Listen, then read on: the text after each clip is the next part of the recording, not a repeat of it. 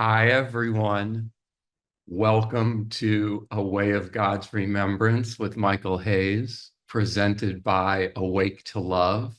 I'm Lee here with Cindy. We are the volunteer Zoom hosts, and we are so grateful that you are here. As I've been preparing, I've been watching the names of people entering the gathering just with tears in my eyes. So many people I've had the privilege of knowing for so long coming here in Michael's presence, in the Spirit's presence, to partake of the blessings. As an introduction, I'm going to read Michael's words, which bring clarity to the focus and the format of the weekly gatherings. This is a weekly gathering for those seeking greater awareness of their true nature.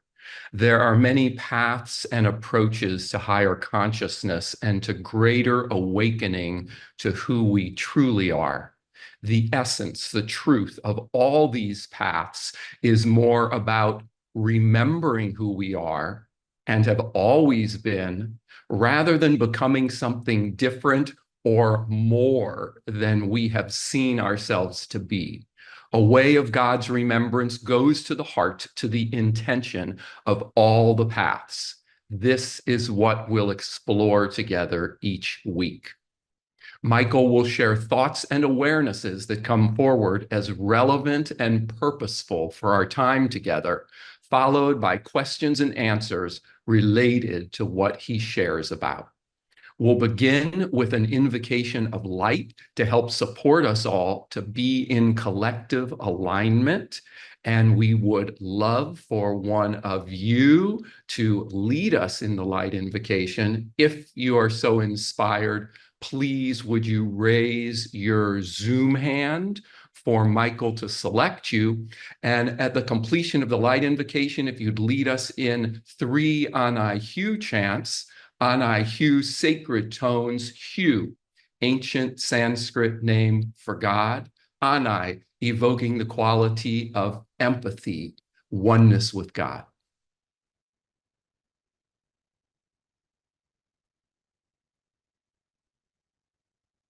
Mm.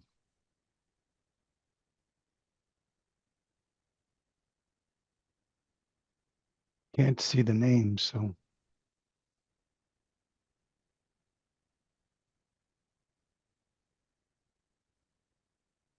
Are you in gallery view so you see all the little squares? Laura Carlson. Great.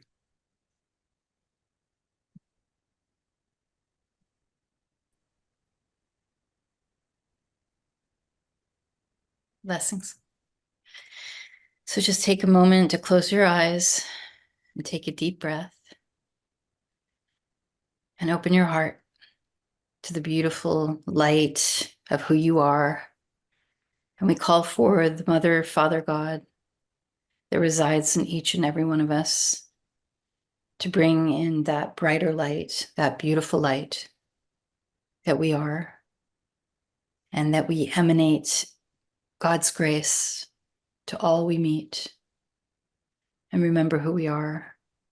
And we give thanks for this meeting with Michael and all the participants, and we ask that the light come to us in whatever way we need it for the highest good. And we send this light out to the universes beyond universes, wherever there needs to be greater love. And we give our thanks in your holy name. Thank you, Christ. Thank you, traveler.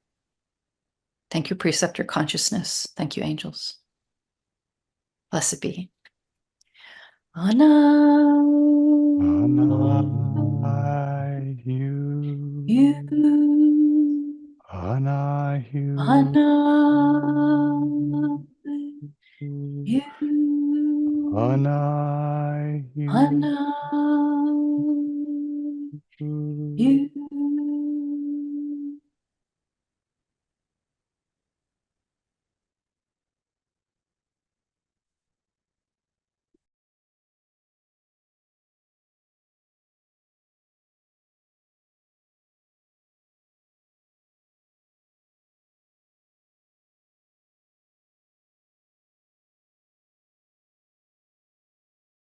Mm.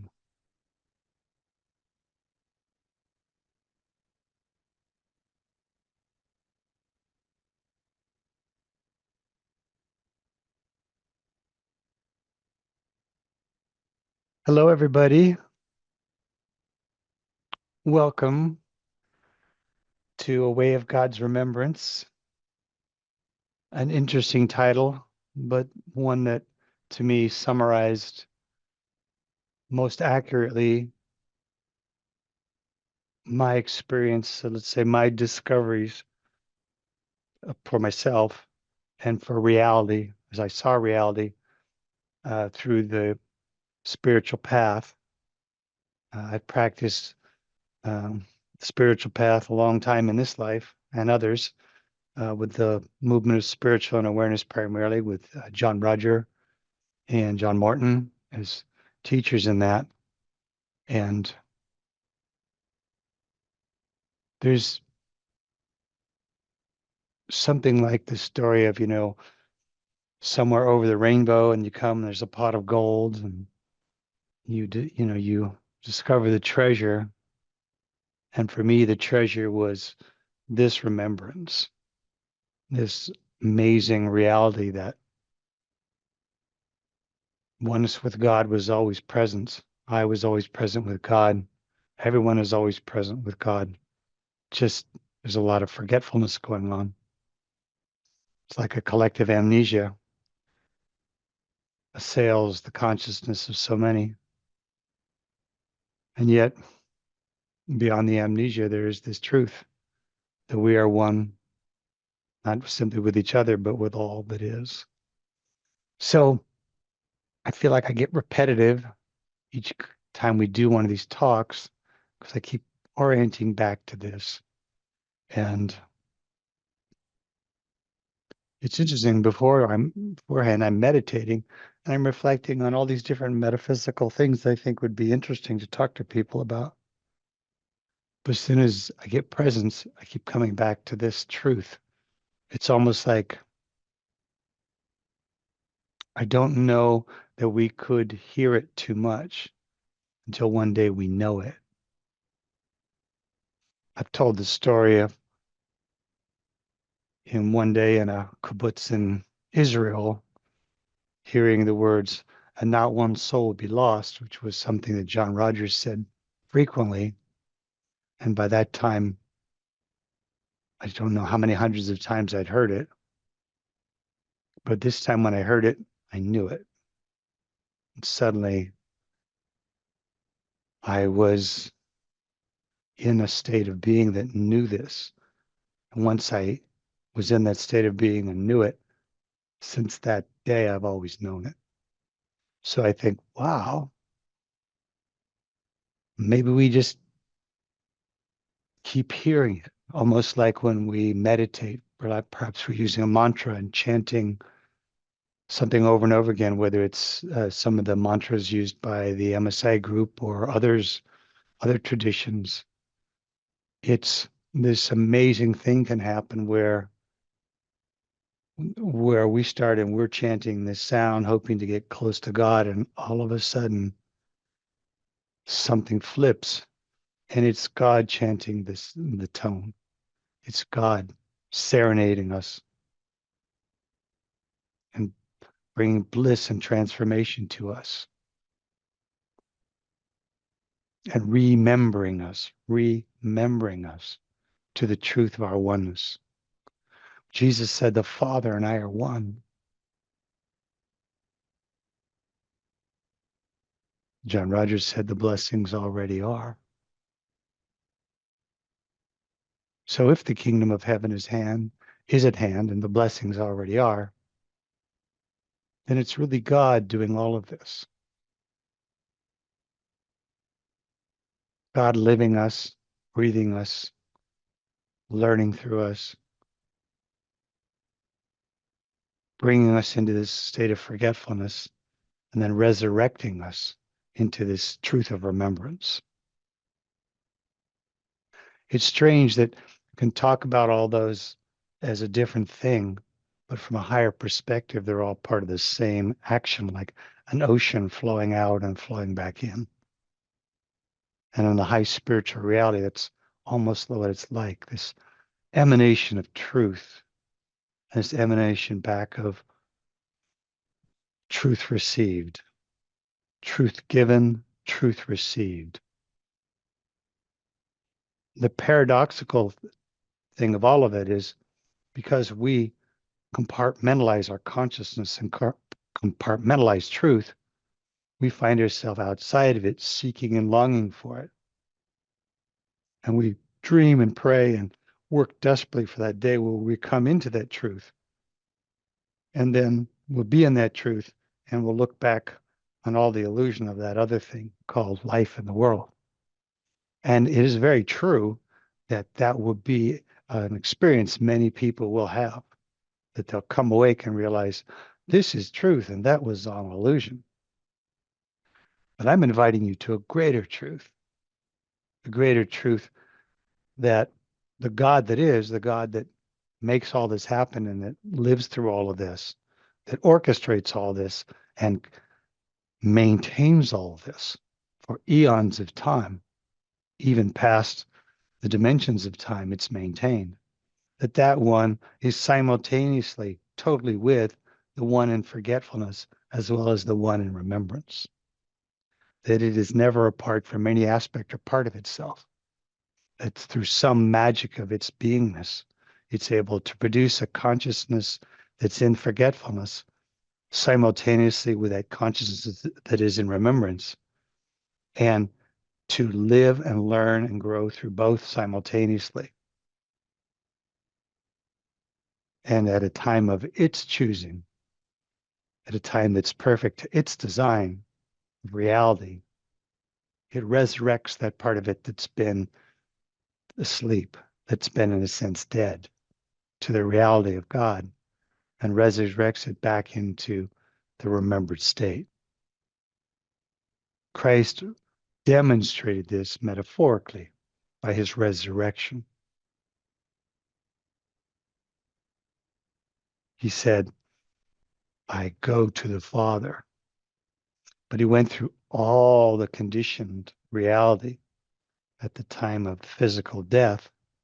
His consciousness went into all the dimensions of reality, even those dimensions people think of as hells.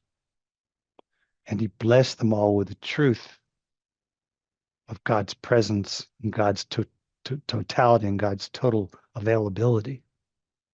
And in doing that, the availability of God became present for all consciousness and all conditions, even those consciousnesses that were most lost and forgotten in their own experience of the divine. Even that consciousness that was in an atheistic state or in a hellish state, the availability of God was extended, and the truth of that availability was activated and inspired within their being, almost like a touch to the essence by the essence, reactivated that part of essence that had been in the eternal sleep. And suddenly all reality was reignited and reaffirmed and re-experiencing the one that is. Now, for some consciousness, it was a flicker. And for some consciousness, it was a raging fire. It didn't really matter because beyond the realms of time and space, it was the truth that was extended and activated and put into operation. And so that every being and every consciousness that lives and exists in all reality was brought into a harmonization with this truth. Harmonization that activated this process of return into the total knowing of God, or what we would call the remembrance of the one that is. This great action that the Christ performed through the Master Jesus, or the Christ performed through the Jesus that became one with God, or became one in awareness with God. This then becomes a primary state for each of us from this from this moment, but also back to the time when that occurred, primary state of possibility and a primary state of truth that we could live in, that we could know, that we could experience in full remembrance, not simply partial remembrance. So the greater paradox in all this is that every one of you, everyone, even in this very forgetful world, is still one with God, and God is still one with them. When he said the Father and I are one, he said, these things I do, you too shall do, and even greater. What did he do? He said, he came into the knowing that he was one with the Father. And then he said, we would all do that too. And I don't remember him saying, not you, Pharisees, not you, Sadducees, not you, Gentiles. He seemed to be expressing that truth as a universal truth, as a forever truth, as the reality of God, tangibly expressing and manifesting and completing a cycle of existence in fulfillment of the Father's intention that all might know it or be known again to itself as one. So this great journey is really, the journey of going from nowhere to nowhere, or from going from everywhere to everywhere. But because we still play in the game of time and space, and we still identify with our forms and our bodies and the stories we have about ourselves in relationship to the form, we will look at the reality and explore the reality and an attempt to move into greater awareness of the reality as a movement of self, a movement of consciousness, a movement of change. That is all perfect and fine, and it's inevitable that we'll do that until one day that whole process will, in a sense, collapse for us. It will go as far as we can with that, and we'll just hit this knowing that of ourselves we can do nothing more. And there will be this letting go and surrender. When we let go and surrender, amazingly, the Spirit will flood us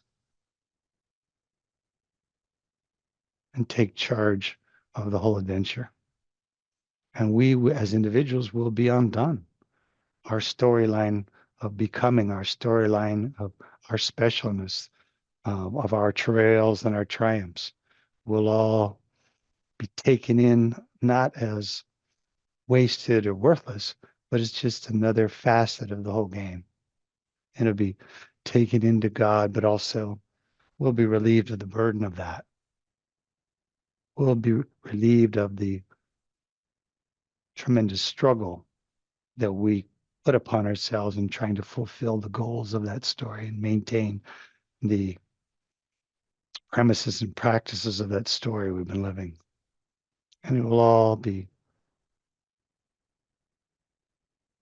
undone. We will feel and know the beloved in a way we haven't before. For we will feel and know that we are that beloved, and it will know us, it will live us, it will love us, it will transform us, it will complete us, and it will share us with God and God with us. And that is the epitome of the Christ. Bless you all. We'll do some questions and answers now. First, I'm going to turn it over to my dear friend Lee. He has a few things to share, and then we'll take a few questions. Thank you for listening.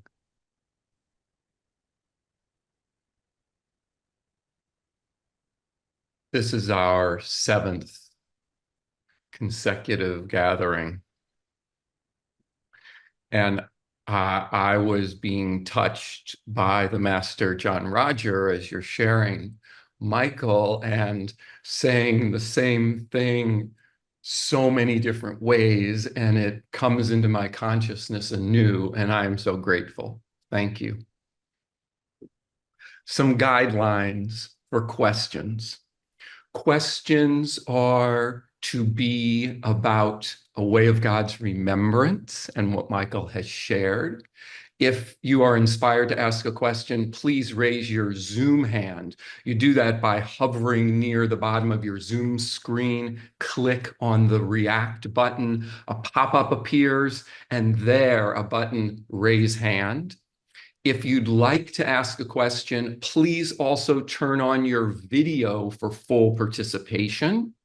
If you're on a low bandwidth connection and are unable to do that, so be it.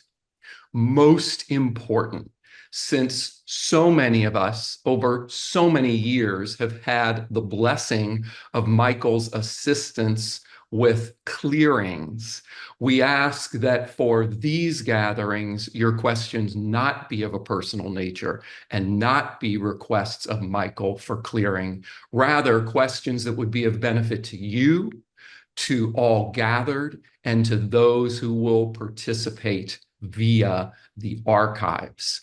We ask that you look to the integrity of your intentions before asking a question of Michael. And thank you for your cooperation.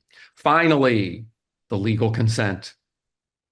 By raising your hand and asking questions of Michael, you are giving full consent to Awake to Love to make the audio and video of this gathering, including your sharing, available as online archives for anyone to access. Please do not raise your hand and do not share unless you are in full agreement. And we thank you. Michael, secret for you, when you looked before for light invocation and there were no names, if you simply touch your trackpad and hover your cursor, then the names appear. And voila, here are 4 folks ready. Okay, Marcela.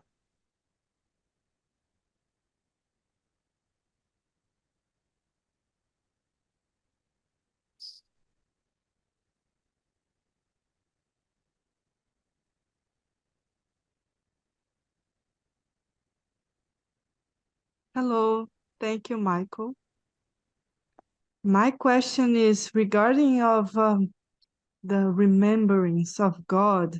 What is the part of the dark night of the soul, and how we can use it to bring more awareness and like get the pearls out of or the diamonds out of the situation? That's a good question. Actually, I had shared something in one of the talks about that I think came out just on the internet the other day.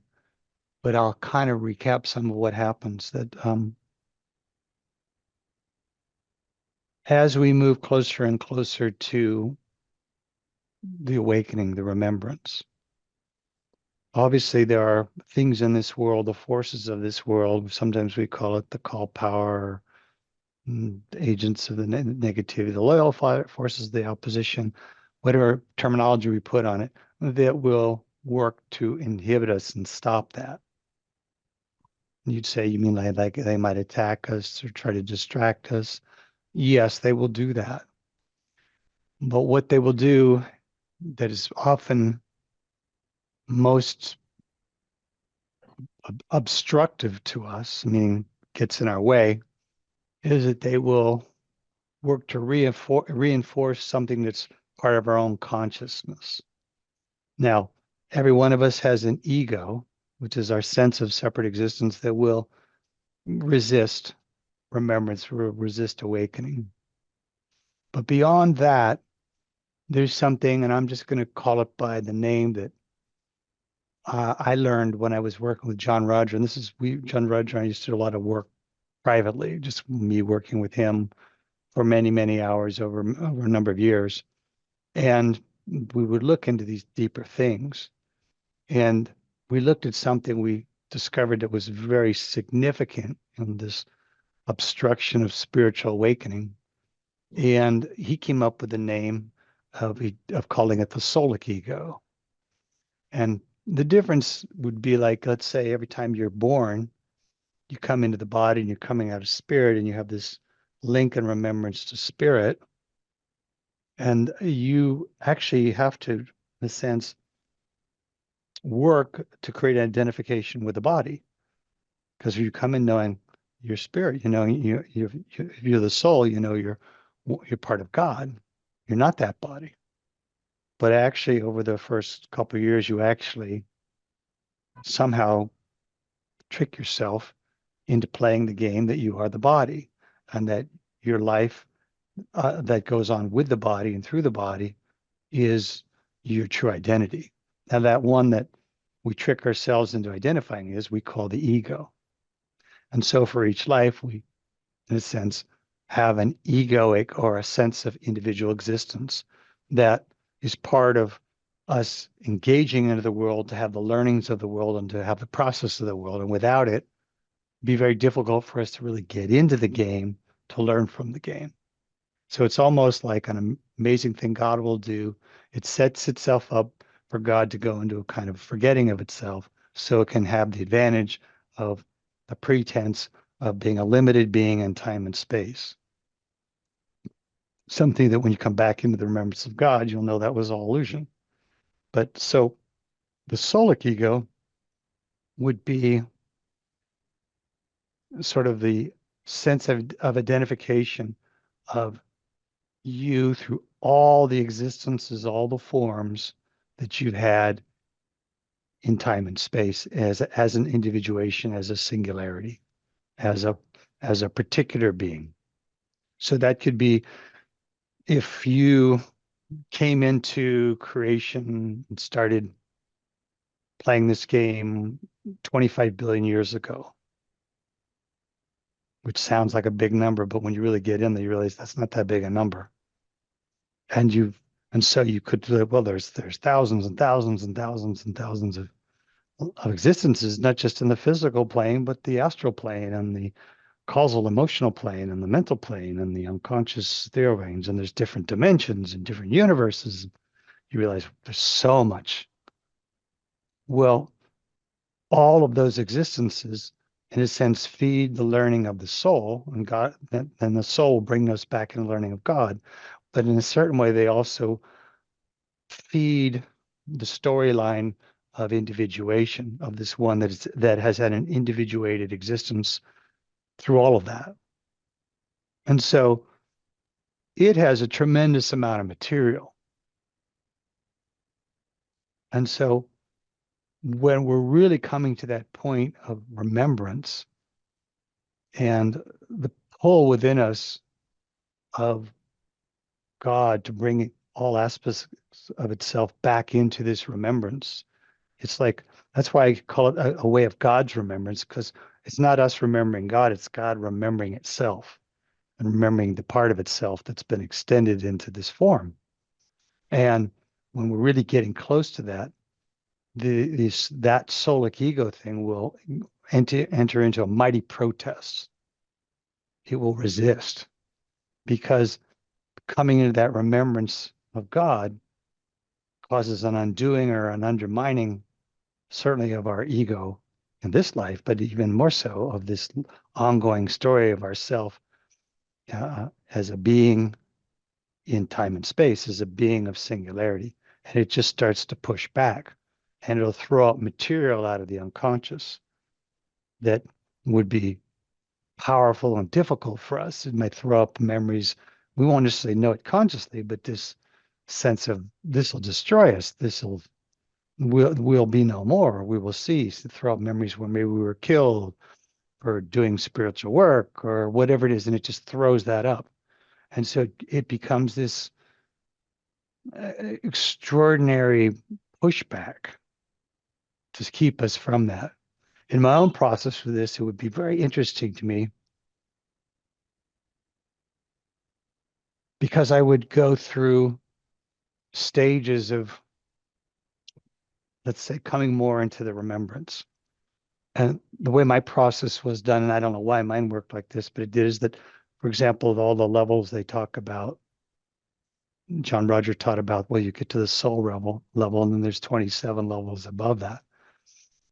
So for me, I would go but literally I was sort of like taking one by one by one, and I would be deep in my meditation. I realized, oh, I'm in the next level. Oh, this is great. I got to really meditate on this and know it. and I'd be really full and high. And then all of a sudden, 2 weeks had passed, maybe 3 weeks had passed, and I suddenly remember, oh yeah, I moved to that other level. I haven't thought about it in 3 weeks. How could that be? Because that push back out of the unconscious would literally push my focus away. And I would go through it, go through it, go through it, go through it. And so it can be like that subtly. And when you get to certain levels of the breakthrough of it, it will create an anguish. And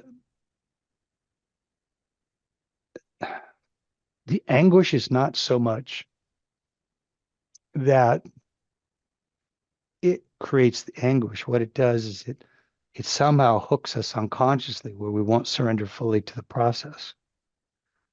But when we get to that point that I'm talking about, the call within us from spirit, from God, to return all of itself back to itself and as a remembered state is so powerful that there's this ache that happens inside, this terrible anguish. And I can just tell you for myself, when I've experienced it, it'll hit me and it'll be like, I'll just suddenly go, I can't, I've got to go sit down or lay down.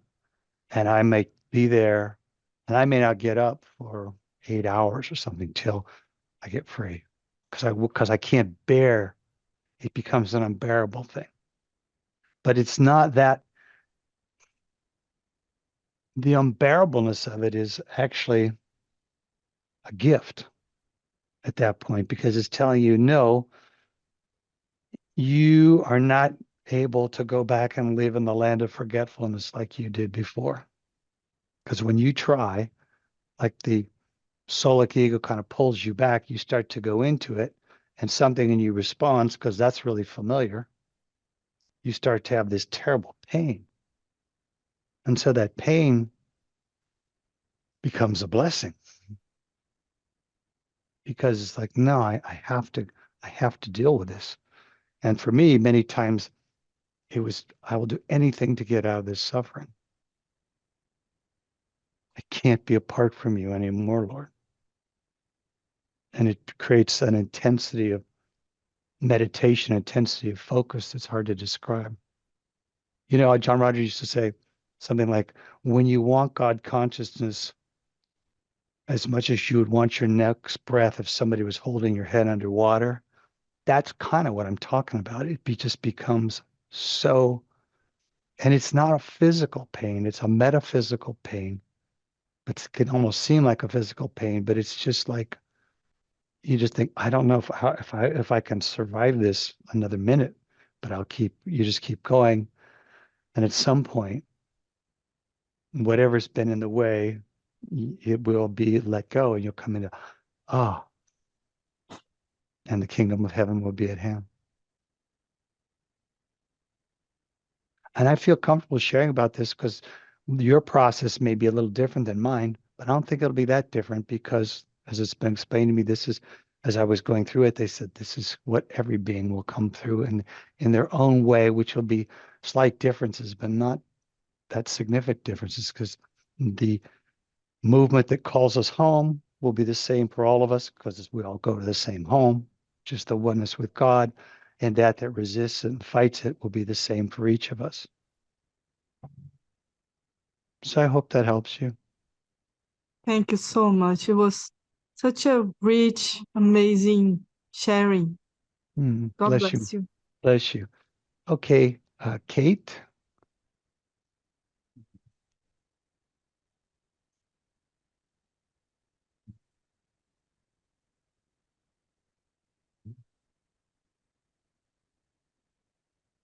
Hello, Kate. Okay. Hello, can you hear me? I can. It's nice to Hello. see you. Hello, Michael. It's so good to see you. Yes. Many years Yes. to Spirit got to me through you. So you gave me the right answer. The correct answer. It was the one I need. It was the one I needed to hear and say, okay, I'm starting on this course. Okay, Michael, I wasn't sure if I was going to come online, and then I felt this warmth coming through my body, and I said, okay, this is something there. And I didn't even know exactly my question, but talking about remembrance, that was, let's see, this is a little bit controversial or something. I have friends who are going through illnesses now, which is, it's been hitting me in a way that I think, why I should give voice to this, what I see.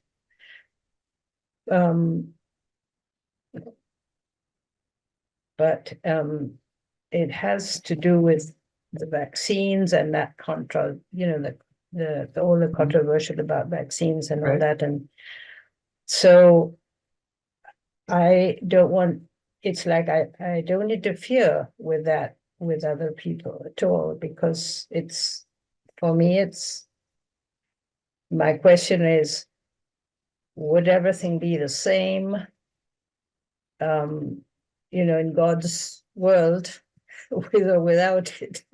We it's not something that's really important, because what I really feel now, what came through when I said, what should I do about a question, is how can I help? What is my way of being able to, sorry, I have to plug in my computer.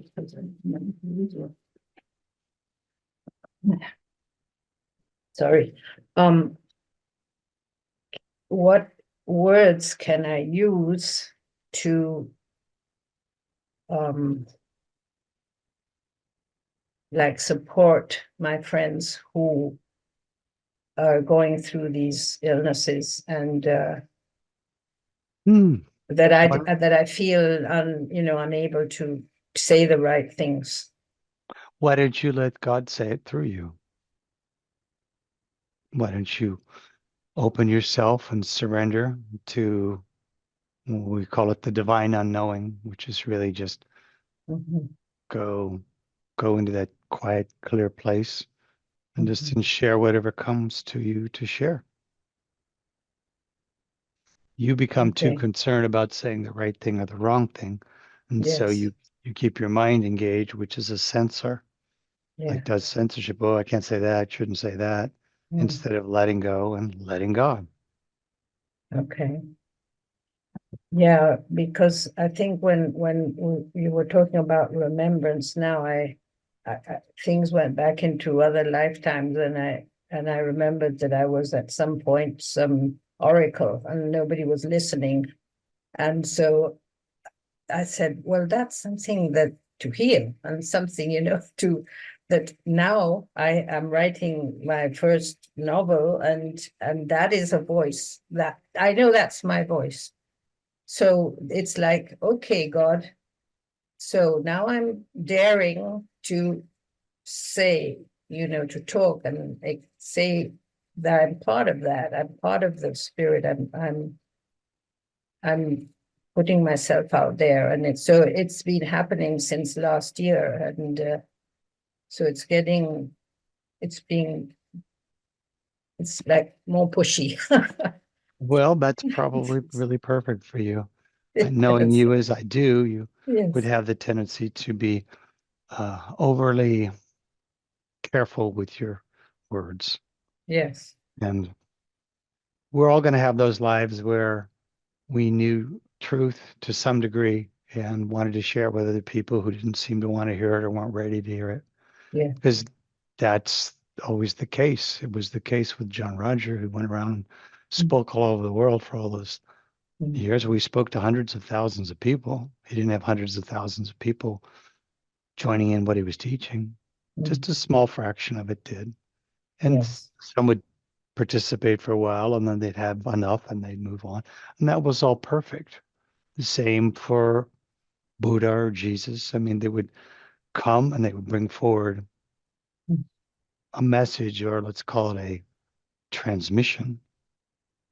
And It'd be like planting seeds, and some of the seeds the birds would eat, and some of the seeds would plant in the ground and grow a crop and or grow flowers, and some of the seeds would just, you know, wither and die.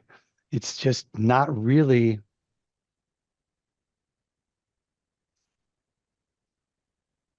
for us to make that determination about who gets it and who doesn't, as much as, Mhm.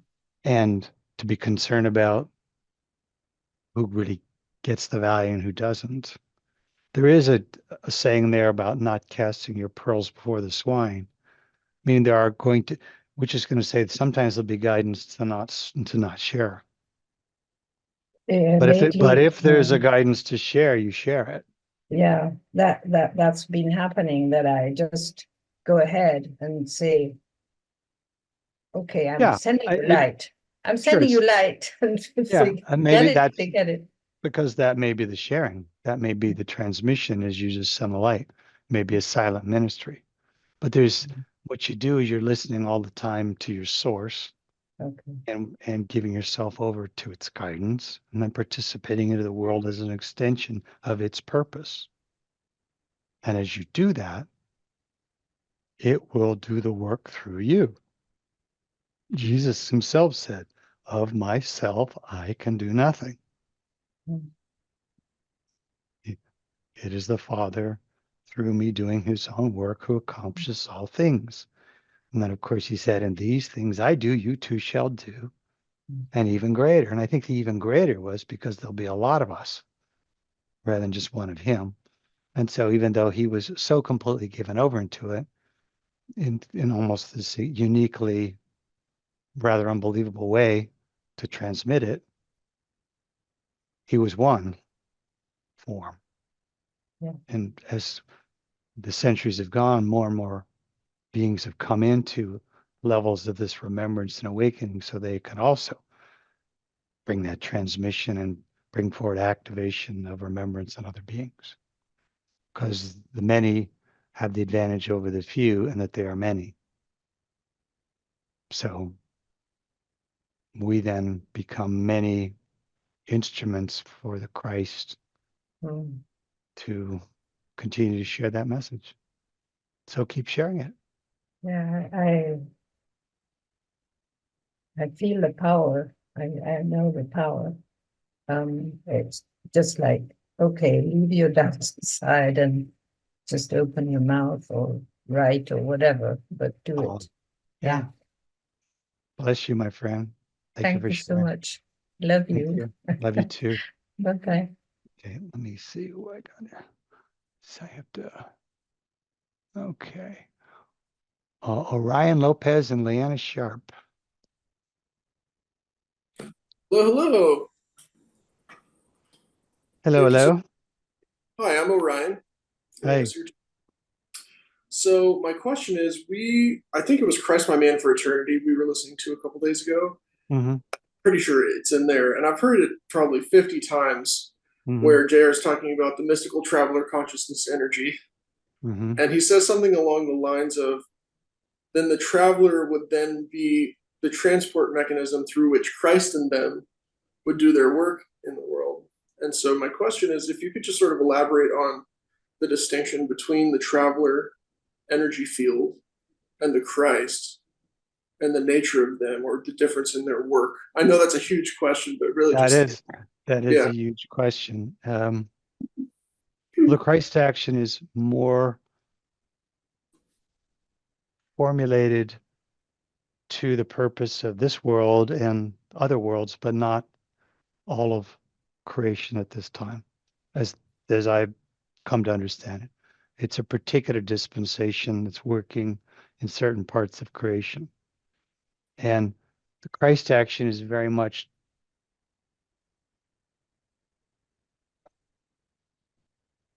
changing the way karma gets worked, changing the way that creation works in itself. The karmic process has been worked in this creation very much according to an eye for an eye. Sometimes called the law of karma. You reap what you sow.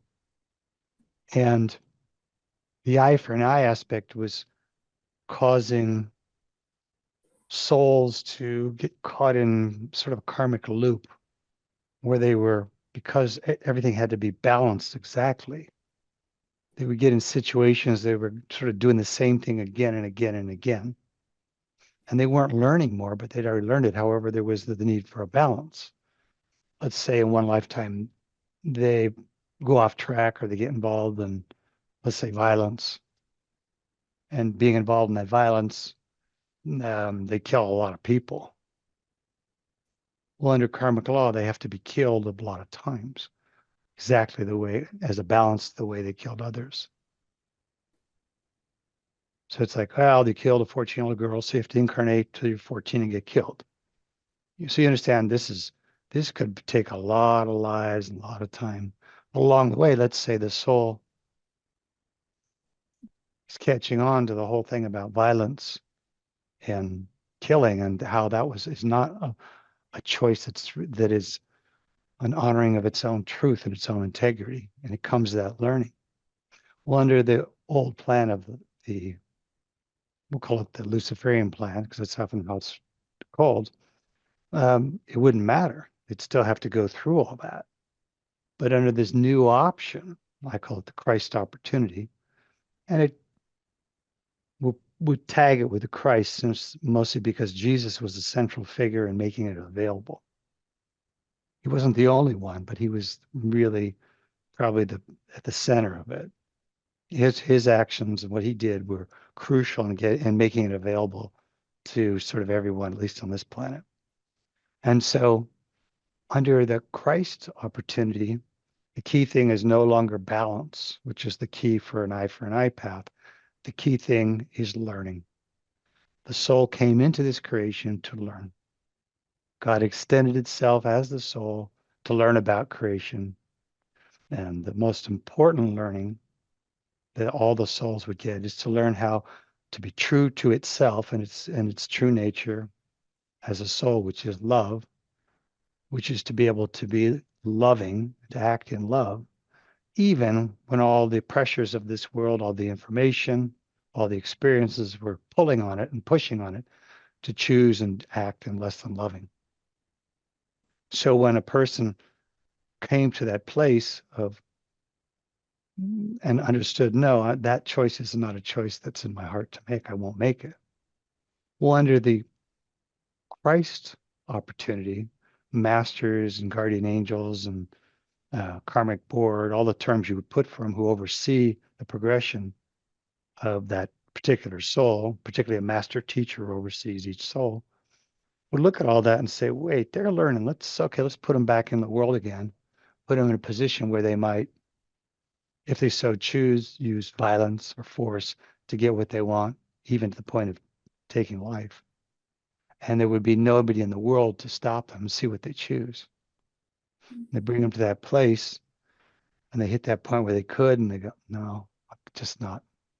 I just can't do that. Well, they've demonstrated the learning. When they demonstrate the learning, that opens the door for forgiveness and grace. And so when that forgiveness and grace comes to the conscious, then that karma or that action that was set in motion that needs to be balanced, they say, we'll balance it another way. We'll let them balance it out in their dreams. They'll do it in other levels, which are much easier. And we'll let them balance it out through service. We'll maybe even let them serve some of the people that they harmed. We'll create a balance, but it doesn't have to be an eye for an eye, because we're going to prioritize the learning, and we're not going to put the need for balance as an obstruction to the learning. And John Roger used to say that evil is unnecessary experience. And under this Luciferian plan, there's just a lot of unnecessary experience. So the big difference is that we still work our karma, but when we can find the learning and choose the learning and claim the learning, grace, forgiveness show up, and they allow the karma to be dissolved or resolved in much more effective, expedient ways.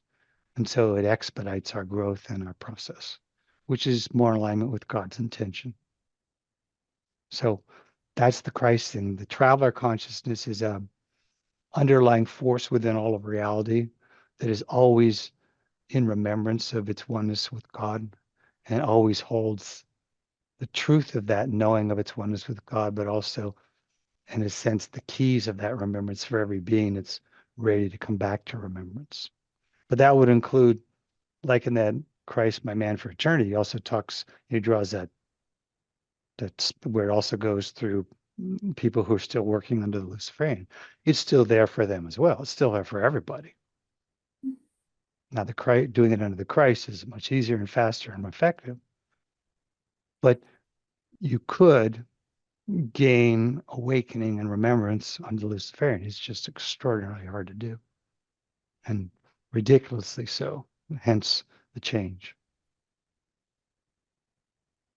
But there's nowhere the traveler is not, where the Christ is available to a certain purpose of God. I hope that helps you.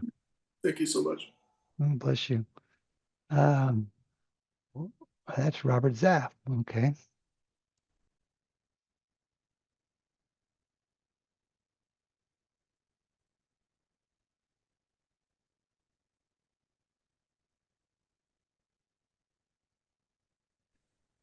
Hello. Oh, now I can hear you. Thank you. Bob Zaff here. Last week, when you took us through the connection to the higher form in the beginning, I got it, and I was very open. So thank you very much for that experience. And then I was looking at my life in terms of my ordinariness and all the actions that I do in my daily life, and how it's so easy for me to go into expectation, either mentally or emotionally, and then go sidetracked into negativity so quickly. So I was wondering if you could speak to how to deal with expectation, either and in when we're in the form of connection and beauty and a sense of loving, and then it gets moved so quickly. So that's really my question. Well, we're operating in this world within the storyline of self and the storyline of the tangibility and the reality of the things we see, feel, taste, touch, smell. And that isn't going away while we hold the body. And so it's going to be sort of a constant seduction or temptation or enticement to engage with that. And that's not a bad thing. If we're framing it called, no, I'm in this peaceful remembrance or I'm in this distracted state, we're still misperceiving sort of, because the reality is who we are is doing both. Because the God we are is in that remembrance and also in is enjoying the distraction because it's learning through that. And so if we understand that, we can then step back from that place in us that would judge the distraction. It's almost like it would we would be distracted and we would judge ourselves for getting distracted, which would just bind us into a distracted state. But if we could just recognize that there's a distracted state that's appearing, and simultaneously we come to the knowing of this other state, which is only in one. And we can understand that that distracted state serves a purpose of God, and that we were selected by God or created by God to be inserted into that distraction to learn and grow through the involvement with it. So the big thing that can help for us there is we start to release our againstness towards the whole thing. We start to recognize that it is occurring and we're participating because it serves God's will. It is God's will that this state exists and that we participate within it.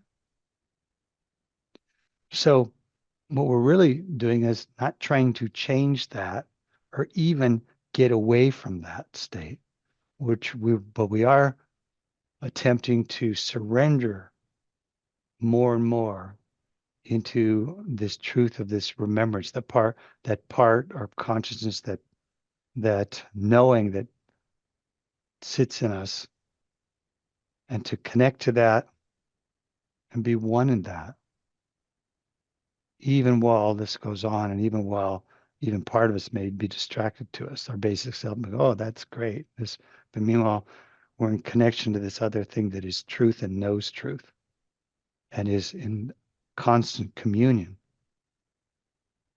with the one that is. And see, as soon as we're not fighting that, it's not about getting away from that, getting away from that to get to this. It's like, it's about surrendering to this.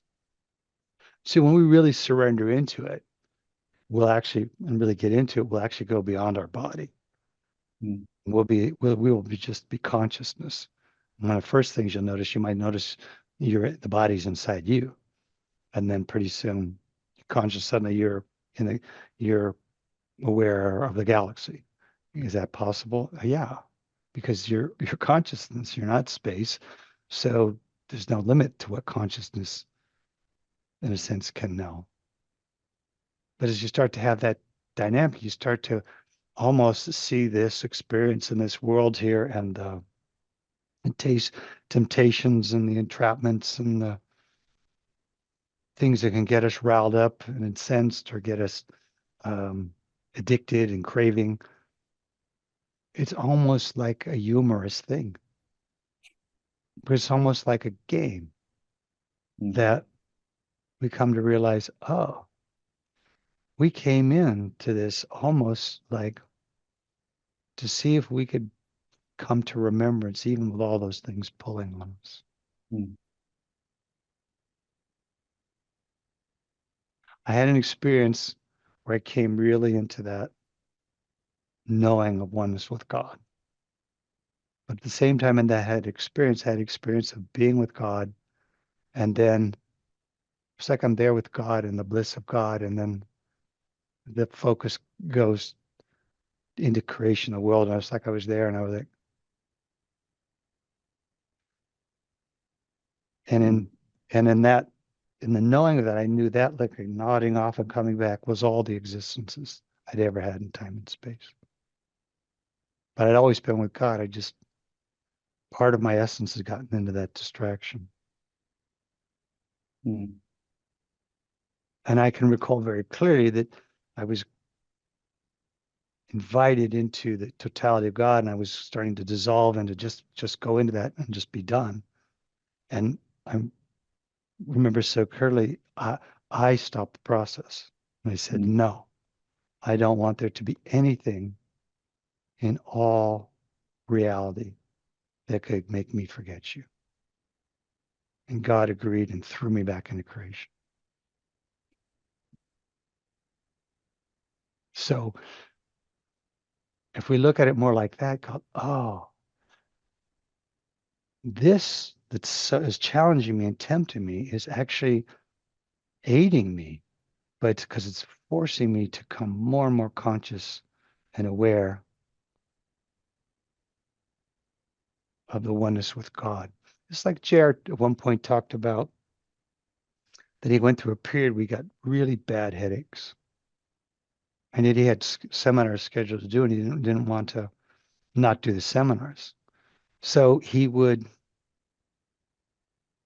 go and do the seminars, and he said it took him so much concentration to be able to do it. He had to force himself to a degree of concentration that he had never been able to do before because he never had a reason to. Important enough to make him do that, because it was still very painful. But he was able to get the message through, even that was there. And then he shared that after that, that gift of that ability to concentrate was his. Even without the headaches, he had that ability to just wipe it all away and just be with the spirit. And so there's every knock's a boost, every stumbling block's a stepping stone. So these things that come and trip us up here, by us learning to stay true to the oneness, even with that distraction, it's that stepping stone that came out of that stumbling block. All of this is. So we come down here, so we kind of say, oh no, this isn't against me, this is for me. because I want to know God so completely that no matter what's going on, the knowing of God sings in my heart and is the truth that calls me and completes me moment to moment to moment. I hope that helps. It's a little bit of different take on it, but it's Thank you. I feel like I've been standing in front of JR with a microphone in my hand, so I'm pretty cleared well, that's a out. compliment. That's a compliment. Well, JR was my master and still my master. So anytime any of us can help other people come to the great experiences he gave us, gave me, I'm grateful. But the spirit does it, not a person. It's always been that way. Of ourselves, we can do nothing. But if we really get that, we just surrender to what's present and then present what's present. Thank you for the reminder.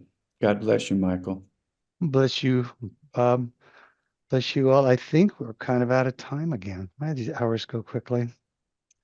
All right, I'm going to close with a blessing. Sorry about those who didn't get to share. Hopefully next time there'll be a chance for more sharings. And but we'll be back next week, so we won't have to wait too long. All right, let's ask for a blessing. Oh. Dearest Lord, we open to receive your blessing, this blessing of remembrance, this blessing of togetherness, not simply with each other through the form, but with each other through the purpose of God's remembrance, the purpose of coming conscious of all that is and allowing all that is to consciously move through us and to free us from the illusion of self. So we open to this oneness we share with all consciousness, and we open to the power of love that animates life itself and activates within us the spiritual promise, the promise of remembrance, the promise of the divine sacrament that all will partake of, and the restoration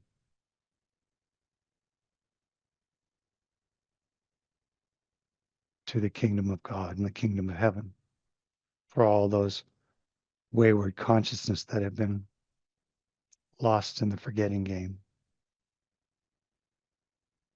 Dear Lord, let us take advantage of our time in creation to learn and grow, add to your understanding of this dynamic, and add to our understanding of how to find the truth of you despite all the distractions of this conditioned world. Help us to learn and to grow and to magnify your glory. Help us to be available to the one that is, that sings the eternal song in us and through us and for us. We open to your blessings and to all the goodness and the grace that is at hand. God bless us all. Amen. Berish Bashan. Bless you all. Thank you for participating. Thank you, Michael. Thank you, Michael. Thank you, Michael. Thank you, Michael. Michael. Thank you so much, Michael. Michael. To everyone. Thank you, Lee. Michael. Next Happy week. birthday, Ron. Oh, happy birthday, Ron. Bye. Michael. Hey, happy birthday, Thank you. Ron. Bless you all. Thank you, Michael. Bye, God buddy. bless you, guys. God bless everybody.